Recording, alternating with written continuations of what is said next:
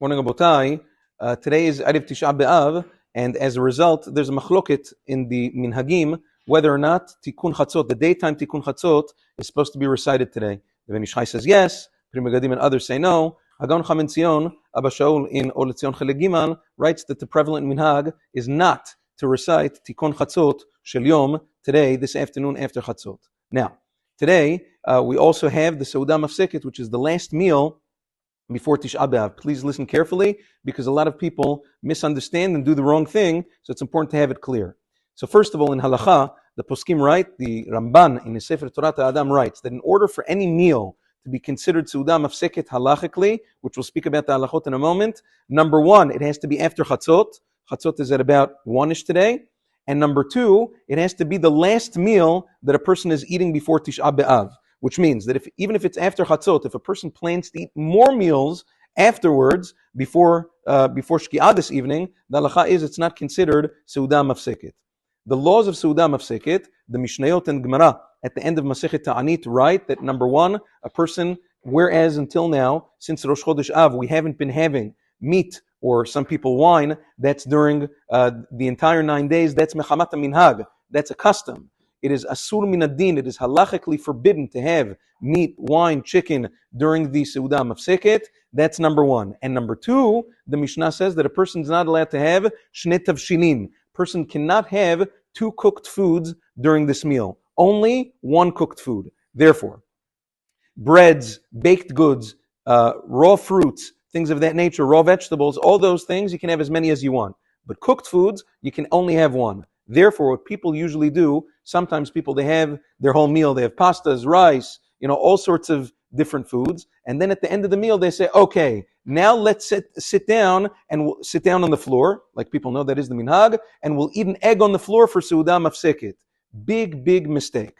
Pri Chadash, the Shulchan Gavoa, many other poskim decry this mistaken minhag. And they say, what are you talking about? You're going to sit down on the floor before Birkat HaMazon to have an egg? You already had more than one food, and the egg is already the second food. So what are you doing exactly? That's asur. What are you going to do? Okay, I have a better idea. Let me say Birkat HaMazon, and then I'll sit down on the floor and have an egg, because now it's not part of the meal anymore. Pri Chadash says, first of all, that's still part of your meal. You sat down right after Birkat HaMazon, that's still part of the meal. Number two, that's a bracha she'ena tzricha. You're causing an unnecessary bracha after Birkat HaMazon. You're sitting down to make a she'akol on an egg.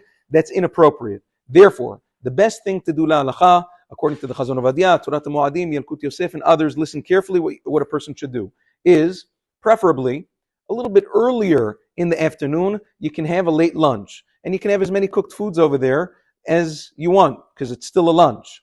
Leave yourself time, though, after that late lunch. Let some time pass. Go do other things. Go learn. Go pray mincha, whatever it is. Legitimately give yourself time to get hungry again, to have another meal, which is legitimately the last meal before Tisha B'Av, and then you do Netilat Yadayim, and then you sit down on the floor, and then you have your bread and your egg or any other one-cooked food that you have during the Seudah Mafseket. That is the proper way, according to halacha, to do this meal. Now, it doesn't have to be an egg. Some people have other things. Some people have lentils. It doesn't have to be ma'achal avelim either. It doesn't have to be a morning food.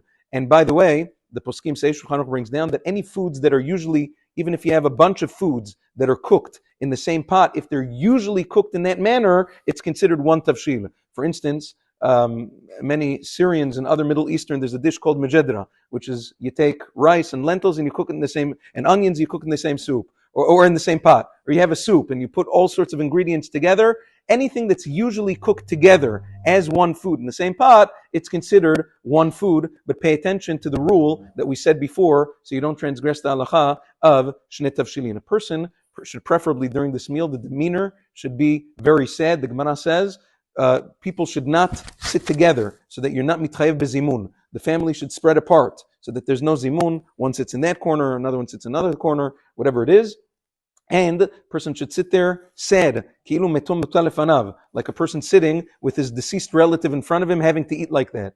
Barely the food being able to go down. So it's a very, very solemn time. Person should not eat right all the way up to Shki'ah, because in doing so, sometimes you can you can miss Shki'ah, so a person should stop a minute or two before. Shki'ah this evening is at about 5 to 8, so stop a moment or two before that so that you don't get into issues. Just something about this evening. Unlike Yom Kippur, on Tisha B'Av, the harchakot, the distances between man and wife, are not in effect, besides for obviously Tashmish Mitah. Marital relations are forbidden on Tisha B'Av, and Maran says the only thing in order to stay away from that, the minhag is not to sleep in the same bed either. So on the night of Tisha B'Av, the minhag is to separate beds. However, all of the other harchakot, passing, touching, all of these things are not in effect on Tisha B'Av, unlike on Yom Kippur. Have a wonderful day and an easy and meaningful fast, Be'ezat Hashem. Just a word about the scheduling. This evening, Mincha will be a little bit earlier to give people time for Seudah Mafseket. Afterwards, Mincha will be at 6. Tomorrow morning, a little bit of a change in the schedule. We'll have 3 minyanim in the morning. There'll be, well, first of all, Avit tonight will be at 8 o'clock, upstairs and downstairs. Tomorrow, Shacharit up here at Nitz. Hodu will be at 5:45, and then 8 up here and 9 o'clock downstairs. So there'll be 3 minyanim for everybody to choose from. But there's no 6:30 minyan tomorrow. It'll be at the Nitz. Have a wonderful day.